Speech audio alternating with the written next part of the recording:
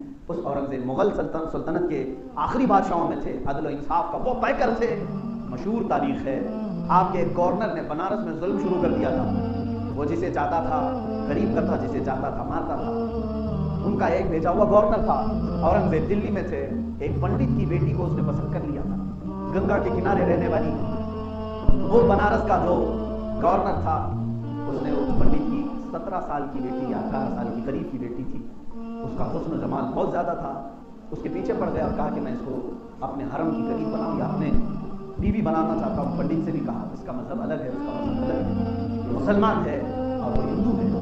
یہ بات چلتی رہی، لیکن دبدبا اس کا تھا، گورنر تھا.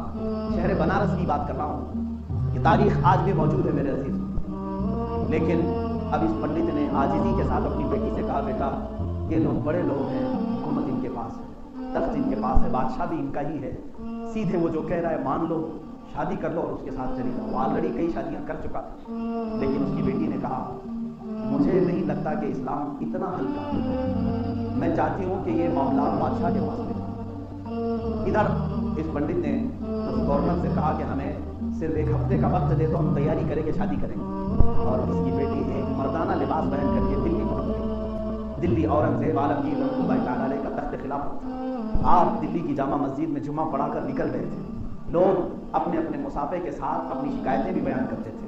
اس وقت دیکھا ایک لڑکی جو مردوں کا لباس پہن کر کے ہے، کوئی تو نہیں پہچانا، کسی نے نہیں پہچانا اس کو. وہ لڑکا بن کر کھڑی تھی اورنگزیب سے ملنے کے لیے.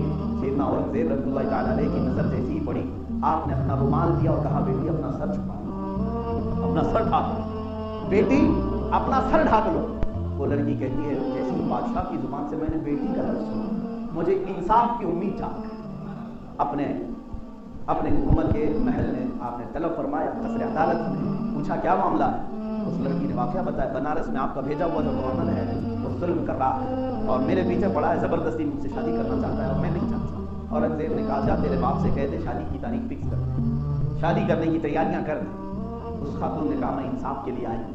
کہا میں کہہ رہا ہوں تیرے باپ سے جا کر کہہ دے 3 دن کے بعد شادی کر دیں اور نکل جاؤ. وہ لڑکی روتے روتے واپس بنارس آئی. پنڈت نے پوچھا کیا ملا انصاف؟ کیا میں نہیں کہتا تھا کہ حکومت جن کی ہے تخت ان کا ہے، طاقت ان کی ہے؟ وہ لڑکی کہتی ہے پھر بھی مجھے امید ہے کہ اس نے مجھے بیٹی کہا، بادشاہ نے مجھے بیٹی کہا. 3 دن کے بعد شادی تاریخ ہو گئی اور ادھر وہ گورنر اپنے حوالی موالیوں کو لے کر ڈولی لینے کے لیے آیا. بارات لے کر جیسے اس کے گھر آیا، یہ دلہن بن کر سج کر کے گھر سے نکلی، روتی ہوئی جا رہی تھی. راستے میں وہ پیسے لٹا رہا تھا. راستے میں ایک فقیر آیا اور اس گورنر سے کہا کہ میں تم سے کچھ بات کرنا چاہتا ہوں. اس گورنر نے کہا کیا بات ہے؟ آج ہماری شادی کا دن ہے، عیش کا دن ہے، بات نہیں کرتے.